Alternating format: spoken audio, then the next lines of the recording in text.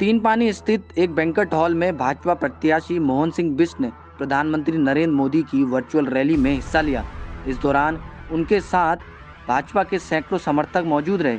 भाजपा प्रत्याशी ने कहा कि यह देश प्रधानमंत्री नरेंद्र मोदी द्वारा दिखाए गए मार्ग पर चल रहा है। उनके लिए हर विधानसभा बराबर है, इसलिए उन्होंने आज नैनीताल लोकसभा के लोगों के साथ संवाद किया। मोहन सिंह बिष्ट ने कहा कि यहाँ की जनता बाहरी और स्थानीय प्रतिनिधि की पहचान करती है और इसलिए भाजपा लगातार दूसरी बार लालकुआं विधानसभा में लोगों की सेवा करने के लिए तैयार है।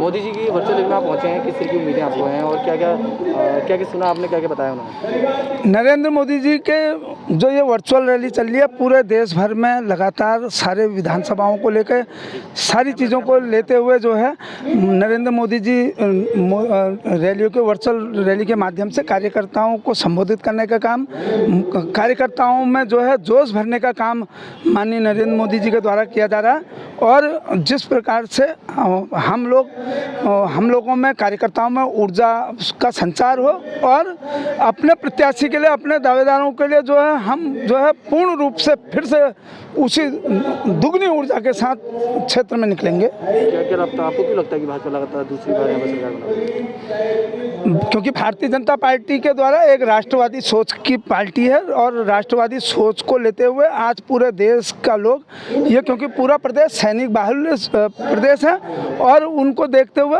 जो जिस प्रकार से डबल इंजन के द्वारा जो है काम किया गया है, क्षेत्र में काम किया गया है, हर विधानसभा में काम किया गया है सरकार के द्वारा, केंद्र के द्वारा। क्या किस तरीके से मोदी जी अपने विजन रखते हैं?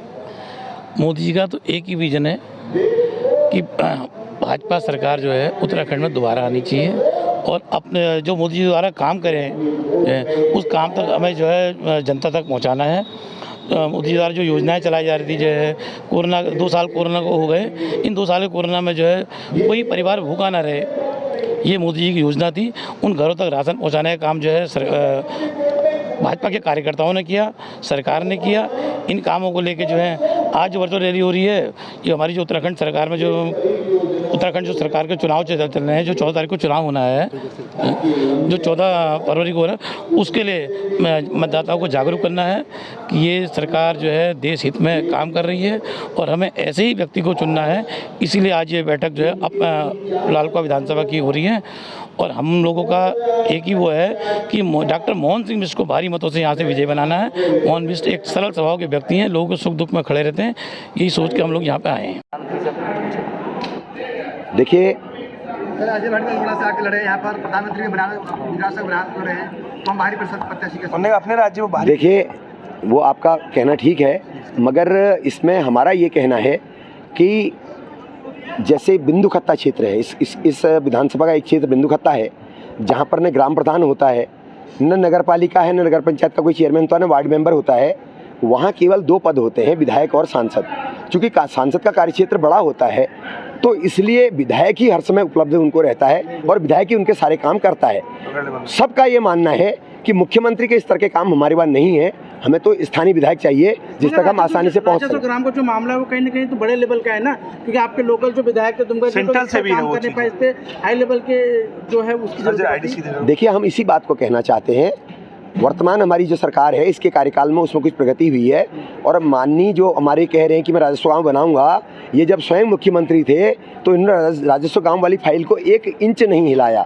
तो हम लोगों को ये बता रहे हैं और लोग इस बात को मान रहे हैं कि केंद्र में भारतीय जनता पार्टी की सरकार है और अगर यहाँ पर भी भारतीय जनता पार्टी की सरकार बनेगी तो राजस्व गाँव को बनने की दिशा में द्रुत गति से कार्य होगा। देखिए, हम लोग जहाँ भी जा रहे हैं बहुत ज़बरदस्त जनता का अपार समर्थन हम लोगों को मिल रहा है और भारतीय जनता पार्टी की वर्तमान सरकार के लोक कल्याणकारी कार्यों से लोग प्रभावित होकर भारतीय जनता पार्टी के पक्ष में जनादेश को तैयार हैं और ये इतिहास बनने जा रहा है कि उत्तराखंड में पहली बार भारतीय जनता पार्टी की सरकार रिपीट होने जा रही है। और इस क्षेत्र में चूँकि यहाँ पर बाहरी और स्थानीय का बहुत बड़ा मुद्दा है तो लोग अपने साथ के, अपने बीच के जिस तक वो पहुँच सकें जिसको वो टेलीफोन कर सके, जिसको वो जानते हैं और जो उन्हें पहचानता हो, ऐसे प्रत्याशी को चुनना चाहते हैं, तो निश्चित रूप से हम लोग भारी अंतर से इस सीट को जीतने जा रहे हैं। देखिए, मुद्दे तो यहाँ पर बहुत सारे हैं, मगर मेरी जो प्राथमिकता है, मैं क्षेत्र के बेरोजगारों को रोजगार दिलाना चाहता हूँ। मैं स्थानीय उद्योगों में जो 70% सरकार का नियम है, स्थानीय लोगों को रोजगार मिलेगा, उसका मैं अनुपालन सुनिश्चित कराऊंगा। इस क्षेत्र में जंगली जानवरों और हाथियों से जो हमारा विधानसभा से 3 ओर से जंगल से घिरा हुआ है, तो इसलिए काफ़ी आतंक है। मैं इससे निजात दिलाऊंगा।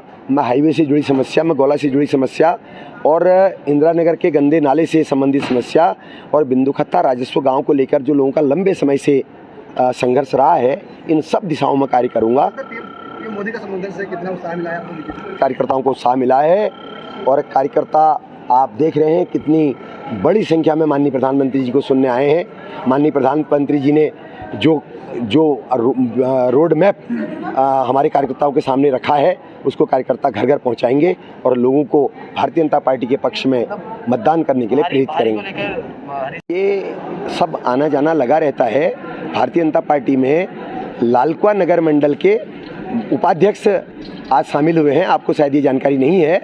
तो अनिल कुमार सिंह जो है वो कांग्रेस के जो है मंडल लालकुआं नगर मंडल के उपाध्यक्ष थे, वो शामिल हुए हैं। और परसों जिस दिन मनोज तिवारी जी आए थे, उस दिन जो है बिंदुखत्ता मंडल के अध्यक्ष प्रदीप जग्गी भारतीय जनता पार्टी में शामिल हुए हैं। तो ये कोई विषय नहीं है, ये तो केवल उनका एक प्रचार करने का वो है और वो दबाव बनाना चाहते हैं, इससे माहौल बनाना चाहते हैं, जिसको जनता समझ चुकी है।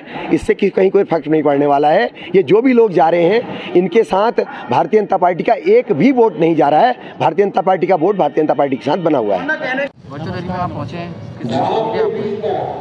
वर्चुअल रैली में हम मोदी जी को सुनने आए हैं और बहुत उम्मीद भी है और कर भी रहे हैं और करेंगे भी।